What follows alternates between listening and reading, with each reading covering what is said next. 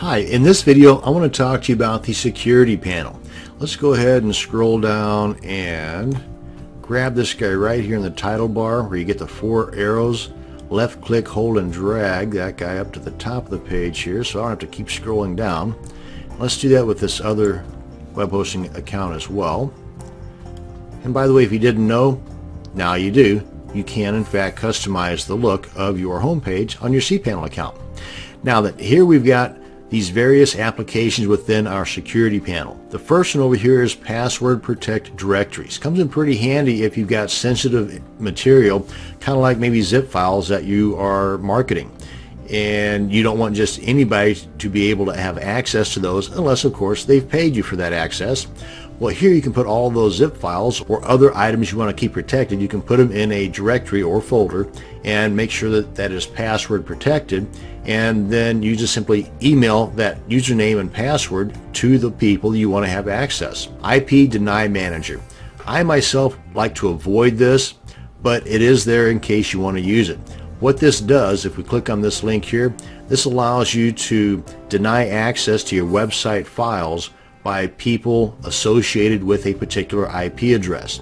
Now, let me just try to explain a little bit about an IP address. Where a home address would tell you where a particular person lives, an IP address is more like the zip code where a lot of people live. So if you were to use an IP address to block access for a specific person, well, you may block access for that specific person, but also everybody else that uses that particular IP address or range. And for that matter, they can probably get around it if they know what they're doing by using a proxy IP address. That's way beyond the scope of this video. Basically, what I'm saying is that for somebody that knows what they're doing, an IP deny manager really is not going to do much good. So where this might come into play is if maybe your customers or the visitors to your site are predominantly US or Canadian or European, you can put in an IP range for countries that you do not want to have access to your site because they could not be your customers for one reason or another. Then you might assign an IP range like what is shown here to assist in blocking anybody from that country or that region from having access to your files. So really that would be the only benefit I could see behind using an IP deny feature, but it is here just in case you wanted to. Let's head on back to home. Now you've got the SSL and the TLS manager. This allows you to generate and manage SSL certificates, keys, and signing requests. Now all of these are part of making your website more secure, kind of like this guy right up here. To be able to have your URL do this, where you got this little padlock thingy on the HTTPS, you need to have what's called an SSL certificate. And frankly, for me, it's pretty time consuming to not only learn this, but it's even time consuming once you've learned it to do it. I myself would rather spend a couple of bucks and it might even be somewhere between 20 to 50 bucks to have your web hosting service do this for you. And some might not even charge you anything to do this for you if you purchase your certificate from them. So if you click on this, just real quick, like you can see where you can generate your private key, your certificate signing request, and your certificates themselves. But again, this is something that I would be more apt to leave to the web hosting companies.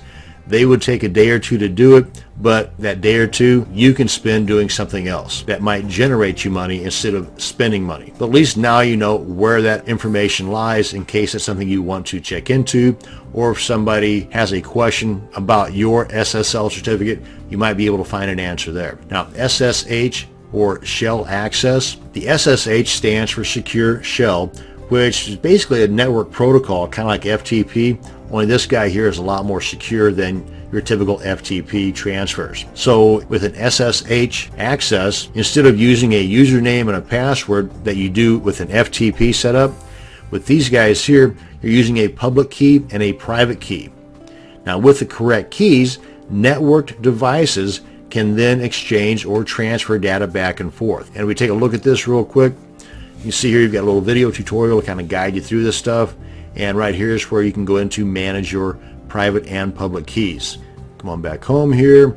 Hot link protection comes in pretty handy if you have, say, images, for example, on your website that you don't want people to steal, or maybe if they do steal them, no big deal, but you at least don't want them to be sucking up your bandwidth. So if they're going to steal them, they should at least steal them and put them on their own server instead of using your bandwidth in the process. Let's take a look at this real quick, because sometimes there's not much you can do about people taking your stuff, but for them to take your stuff and to steal your bandwidth in the process, that's like a double slap in the face.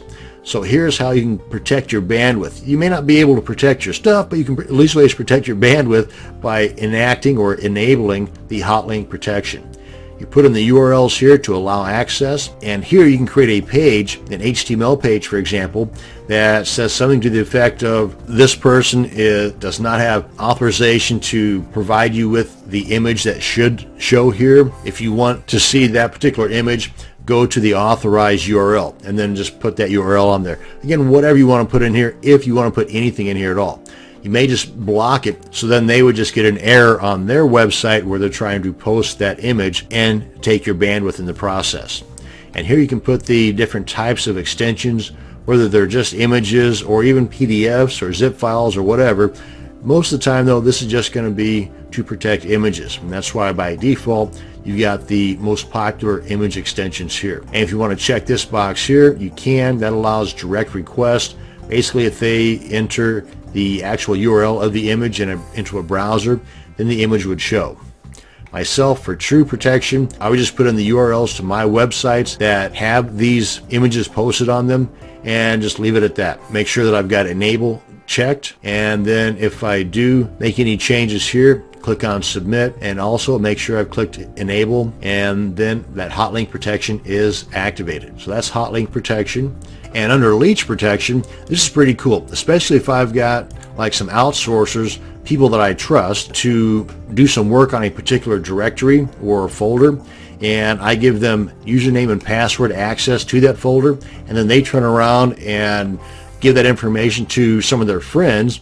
Well, with Leech Protect, I can put a stop to that. Let's go ahead and click on this guy right here. Let's assume that's the directory that I've given access to. Well, I can put in here a number of login attempts that once exceeded, something's going to happen.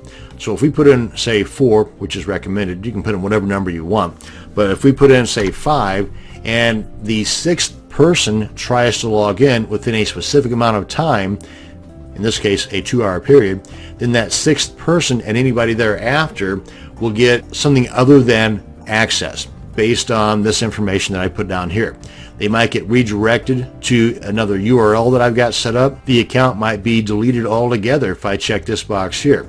And I would definitely want to check this box and put in the email address to me so that I would be alerted each time that this took place. And I also have this option down here where I can disable compromised accounts, where basically if this were to take place, then I would get an email alert. They would also, the people after this login attempt would also be sent to a particular URL that I'd set in here, but that account would also be disabled altogether. And then just make sure you click on enable to make that active. And of course, then you can come back in here and disable it if you wanted to. Now let's head on back home here. And GNU PG keys. These are used as a way to encrypt and decipher or decrypt emails or messages through the use of the public and private keys. You know, kind of like everyone would have the public key to my emails and can see the messages or emails, but could not read or know what all that gobbledygook was without the private key. You take a quick look at this. You can create a new key. Just put in your name, email, nickname, whatever you wanted to put in there, and the key password. Put it in again. I would just use the password generator here. And the expiry date, if you wanted to go with 1 year, 3 weeks, or just whatever you wanted. The key size, 1024, or you really want to get hairy, you can go all the way up to 4096. That's pretty difficult to guess. And then you can click on Generate Key.